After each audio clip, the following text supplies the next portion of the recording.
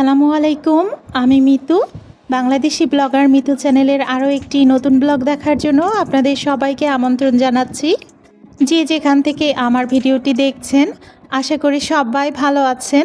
আলহামদুলিল্লাহ, আল্লাহর অশেষ রহমতে আমরাও ভালো আছি। সবার সুস্থতা কামনায় আজকের ব্লগটি শুরু করছি।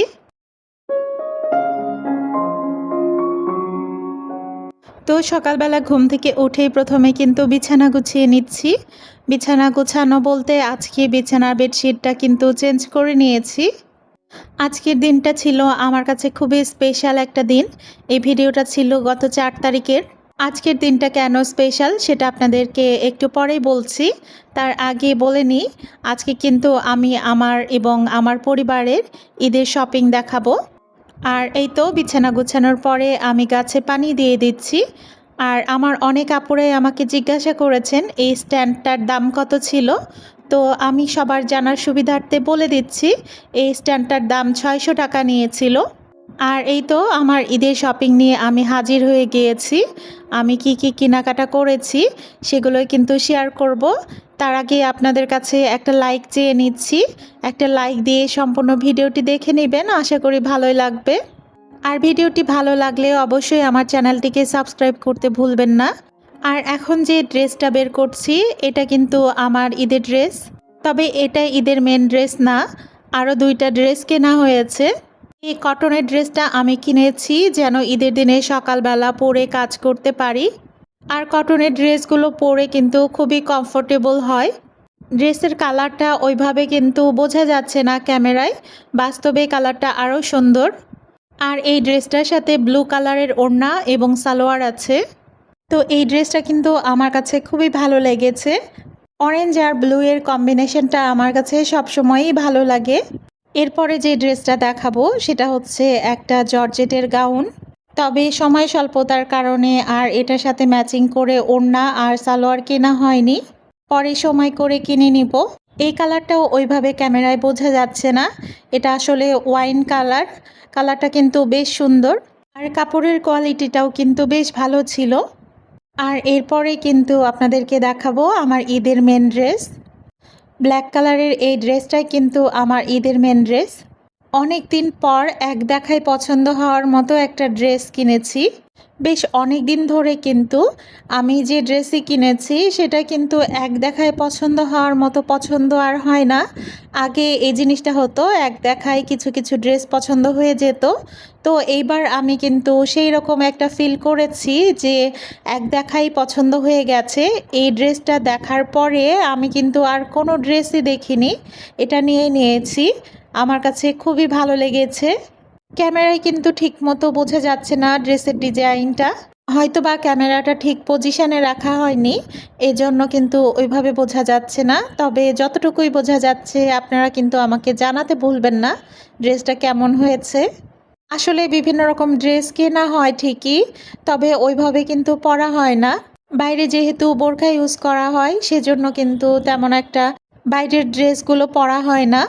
সাধারণত কোনো অনুষ্ঠানেই এগুলো পরা হয়। আর আমার 3টা ড্রেসই তো আপনাদেরকে দেখিয়ে দিলাম। এবার আয়ন আর আয়নের বাবার জন্য কি কেনা হয়েছে সেগুলোই কিন্তু দেখিয়ে দিচ্ছি। আয়নের বাবার জন্য এই 2টা টি শার্ট কেনা হয়েছে। আয়নের বাবারও কিন্তু কোনো অনুষ্ঠানে পরার জন্য অনেক ড্রেস আছে, সেজন্য কিন্তু রেগুলার ইউজের জন্য 2টা টি শার্ট নেওয়া হয়েছে। আর এই যে অরেঞ্জ কালারের যে টি শার্টটা, এটা কিন্তু আয়নের জন্য কেনা হয়েছে। কিছুদিনের মধ্যে আমাদের বাসায় কিন্তু বেশ কয়েকটা অনুষ্ঠান গেছে, বিয়ে শাদি এটা ওটা। তো অনেকেই কিন্তু শার্ট প্যান্ট কেনা হয়েছে ওদের জন্য। কিছু কিছু তো এখনও ভাঁজ খোলাই হয়নি, ওগুলো ইউজ করাও হয়নি, তাই ওদের জন্য কিন্তু আর তেমন কিছু কেনাকাটা করা হয়নি। তবে আমাদের জুতো স্যান্ডেলের পার্টটা কিন্তু এখনও বাকি রয়েছে, ওগুলো আর কি দেখাবো, সেজন্য কিন্তু আর আমি দেরি করলাম না। আমাদের ঈদের জামা কাপড় যেগুলো কেনা হয়েছে ওগুলোই কিন্তু দেখিয়ে দিলাম। আমি জানি আমার মিষ্টি মিষ্টি আপুরা কিন্তু অনেক কিছু কেনাকাটা করেছেন, সেই তুলনায় হয়তোবা আমার কেনাকাটাটা কিছুই না। আর এবার রিলেটিভদের মধ্যে তেমন কিছু কিন্তু দেওয়া হয়নি। এবার শুধু আমার জায়ের জন্য একটা 3 পিস কেনা হয়েছে, আর আমার ছোট ভাই আর ছোট ভাইয়ের ওয়াইফের জন্য টাকা পাঠিয়ে দিয়েছি, ওরা পছন্দ মতো কিনে নিবে। এছাড়া কিন্তু আর কাউকে কিছু এবার দেওয়া হয়নি। আর ভিডিও শুরুতেই তো আপনাদেরকে বলেছি আজকে একটা বিশেষ দিন। আজকে কিন্তু আমার আর আয়নের বাবার ম্যারেজ অ্যানিভার্সারি। তো দেখতে দেখতে কিন্তু একসাথে 17টা বছর পার করে ফেললাম। আমাদের কিন্তু ওইভাবে ম্যারেজ অ্যানিভার্সারি কখনোই পালন করা হয়নি। আমি আর আয়নের বাবা দুইজনই কিন্তু ওইরকমভাবে ম্যারেজ অ্যানিভার্সারি অথবা জন্মদিন এসব কিন্তু পালন করা খুব একটা পছন্দ করি না।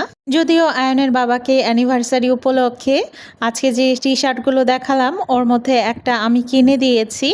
আর আয়নের বাবাও বলেছে যে অ্যানিভার্সারি উপলক্ষে সে নাকি কালো ড্রেসটা কিনে দিয়েছে।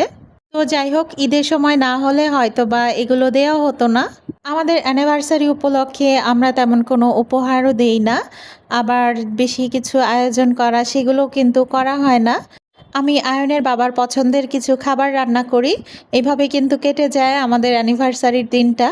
আগে মনে মনে ভাবতাম যে অনেকেই তো দেখি অনেক কিছু গিফট দেয়, আমাকে কেন দেয় না, মনটা একটু খারাপ হতো।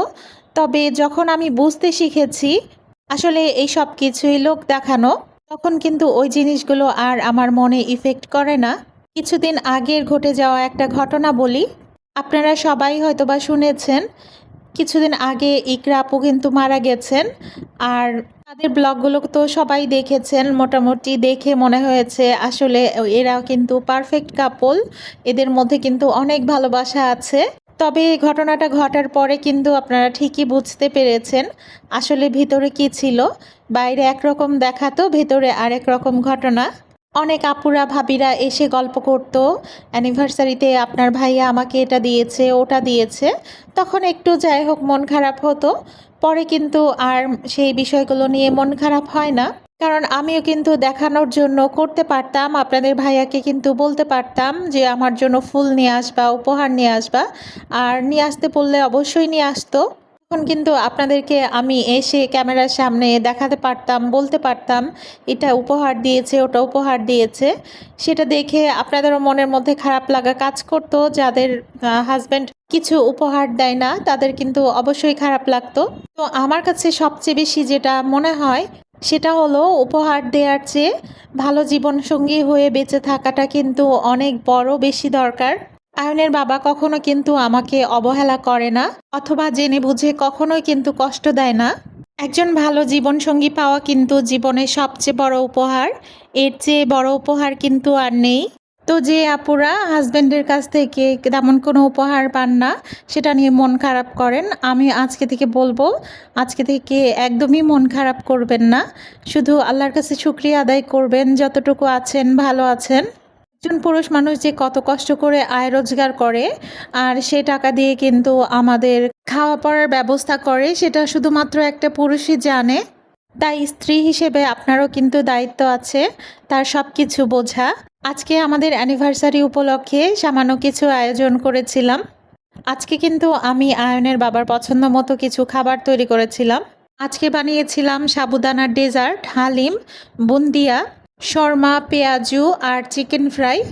তো ছোলাও রান্না করা ছিল, তবে এখানে আর দেইনি, এত খাবার হয়তো বা খেতে পারবো না, এজন্য কিন্তু আর কিছুই রাখিনি।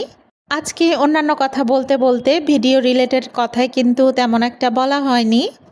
আজকে ইফতারের ভিডিওটা কিন্তু আমি ওইভাবে সাজিয়ে গুছিয়ে পরিবেশন করতে পারিনি তেমন একটা, কারণ একদমই সময় শেষের দিকে হয়ে এসেছিল, আজান দিবে এরকম একটা অবস্থা হয়ে এসেছিল। আর আমি খুব তাড়াহুড়ো করে কিন্তু ইফতারগুলো রেডি করছিলাম, এজন্য কিন্তু ক্যামেরাটা ঠিক পজিশন মতো রাখতেও পারিনি, আর আপনাদের সাথে কিন্তু ওইভাবে ভালোভাবে ভিডিওটা শেয়ার করতেও পারলাম না গুছিয়ে।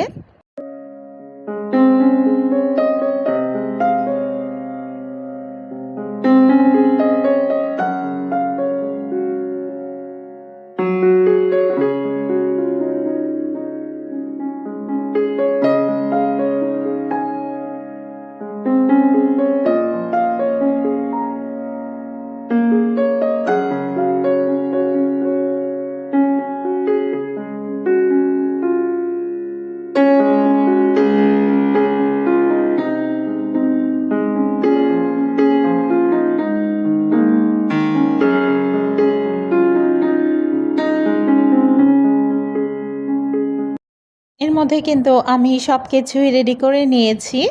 আর আপনাদের সাথে কথা বলতে বলতে কিন্তু ভিডিওর একদমই শেষ পর্যায়ে চলে এসেছি। আর আমাদের অ্যানিভার্সারি উপলক্ষে আপনাদের সবার কাছ থেকে আমি দোয়া চেয়ে নিচ্ছি যেন আমাদের দাম্পত্য জীবনটা এইভাবেই সুখে কাটাতে পারি, শান্তিতে কাটাতে পারি। আপনারা প্লিজ আমাদের জন্য একটু দোয়া করবেন। আরও একবার লাইক, কমেন্ট, শেয়ার এবং সাবস্ক্রাইব করার অনুরোধ জানাচ্ছি। আপনাদের একটা লাইক, কমেন্ট, শেয়ার এবং সাবস্ক্রাইব আমার জন্য খুবই গুরুত্বপূর্ণ। আবারও হাজির হব পরবর্তী নতুন দিনের নতুন কোনো ভিডিও নিয়ে। সে পর্যন্ত সবাই ভালো থাকবেন, সুস্থ থাকবেন। আল্লাহ হাফেজ।